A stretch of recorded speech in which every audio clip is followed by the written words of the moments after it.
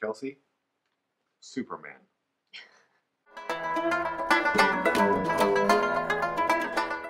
Hey guys, it's your best boxing friends. I'm Kelsey. This is Rachel. Rachel, big news coming out of the heavyweight boxing scene. According to Chris Mannix, who, as you know, is one of the best boxing reporters out there today, and also works for DAZN, so I think he has some inside information here.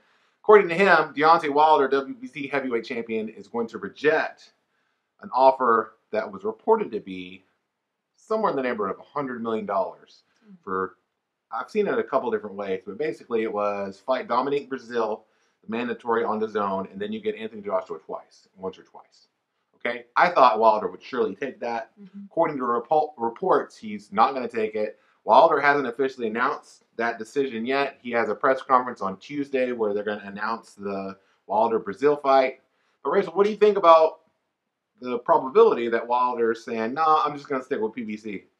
Well, it's surprising to me because this was a short contract.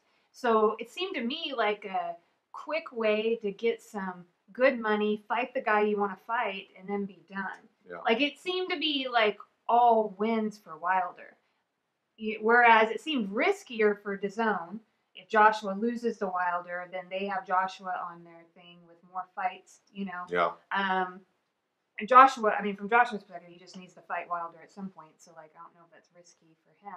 But, yeah, so that's surprising to me. I'm also, I don't know, I remember when PBC first came out, I was like, yeah, do what you're going to do. But, like, I don't know, it's been years now, and I don't feel like they could do a good job of promoting their fighters, and I don't think they've done a great job promoting Wilder. And so now I'm like, oh, you're just going to stick with PBC and do what? Yeah. You know? I feel the same way about PBC, in that I had high hopes for it when it came out, despite people like Kathy Duva telling me, like, this isn't going to work, right? I really thought that it could work, and it's worked to a degree in that they're still around. A lot of people come up and down. But to me, what Eddie Hearn and other promoters like Oscar De La Hoya are going over to DAZN, what DAZN is doing seems like this is going to be what you wanted PBC to be, and it's going to be better. I don't know if that's the truth. I'm for anything that's best for boxing. I'm for all those people being successful. But when I heard Wilder's news, first I was disappointed because I followed Deontay's career from when he was in the Olympics and truly believed that he could always become heavyweight champion and wanted to see him get the fight. I know that he wants to fight Anthony Joshua. We know that he wanted to fight the best competition because he just fought Tyson Fury. This is disappointing, and I don't understand why you would reject that offer with the information I have. Now, that being said, I can also see that not everything that we think of in terms of decisions is made on paper. And what I mean by that is that this offer seems awesome on paper, and yeah, just with that data, you're like, take that. But on the other hand, Deontay Wilder is managed by Al Heyman, has been a PBC fighter for his whole career. These are the people, he's got relationships with these people. He's got relationships with Showtime and PBC and PBC on Fox. And all those people have helped Deontay become who he is today. And so from that perspective, I can totally see Deontay saying, you know what? No, I'm going to stick with the people that brought me up, that believed in me when nobody else did, and have put me in this position. And I still want that Anthony Joshua fight. I don't have to go and sign a 2 or 3 fight deal with DAZN to get that fight. What I'm saying is I want one fight against you. It can, they can work out the promotional deal how it is, if it's on pay-per-view, or if DAZN wants to make it a one-fight deal for a lucrative amount of money.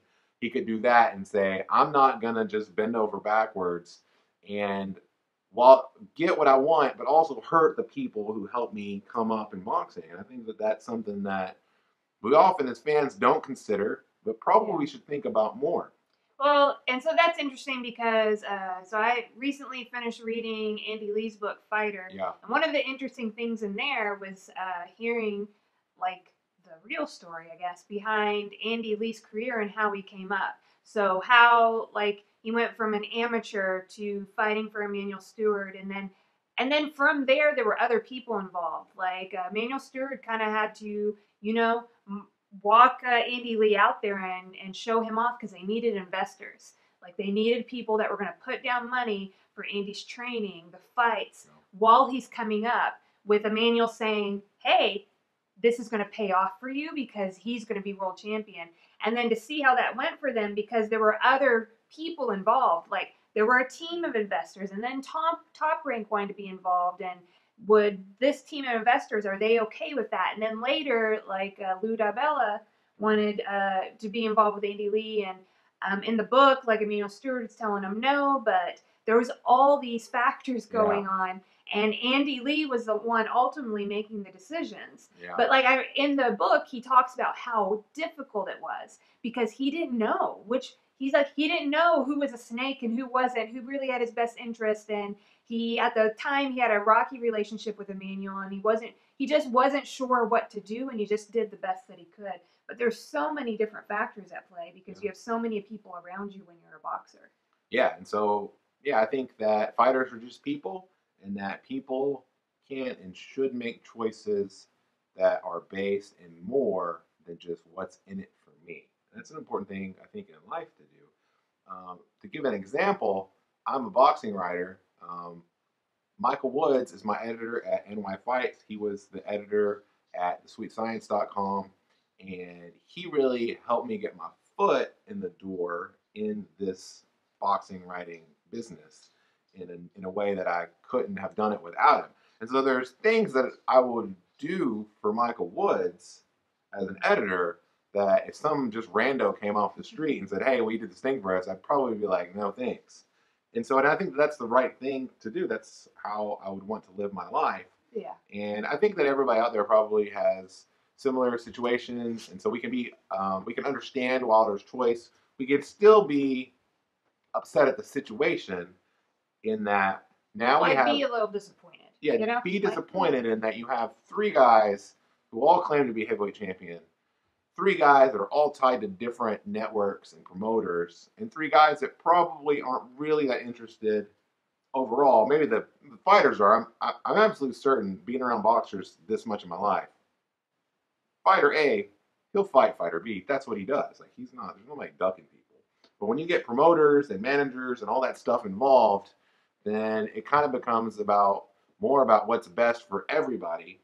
And I can see how that, that's going to lead to these guys not really wanting to be in the ring with each other anytime soon. They all have a lot of money to make, a lot of other things to do, and that's just how it works. Yeah. Let me tell you how something else works, Rachel. When you like, comment, and subscribe to Real Talk with Kelsey and Rachel, not only are you elevating yourself personally, both spiritually, mentally, and probably financially, but you're also helping Real Talk with Kelsey and Rachel grow. And that's what we want. Our goal isn't small. It's not only to be the best boxing show on YouTube. We're thinking beyond that. We want to be the best boxing show in the world in the next ladder. So we're thinking like AK and Barack. I don't know how to say their names, but hey, you're on our hit list, bros. We're coming for you on DAZN. Watch out. And then you've got Mike Coppinger does a great show on PBC. Watch out, cop. We're coming for you. Our friend Brian Campbell is on a lot of television stuff. And hey, watch out, B. Campbell. Watch out, fool. We're coming. And so all these people, we're gunning after your jobs. Not only that, and that's small fry. We want to become the most important boxing entity in the entire world. So watch out, PBC, Top Rank Promotions. I'm saying watch out DAZN, watch out PBC on Fox. We're going to conglomerate anything, everything, and we will be the two-headed Dana White monster controlling boxing.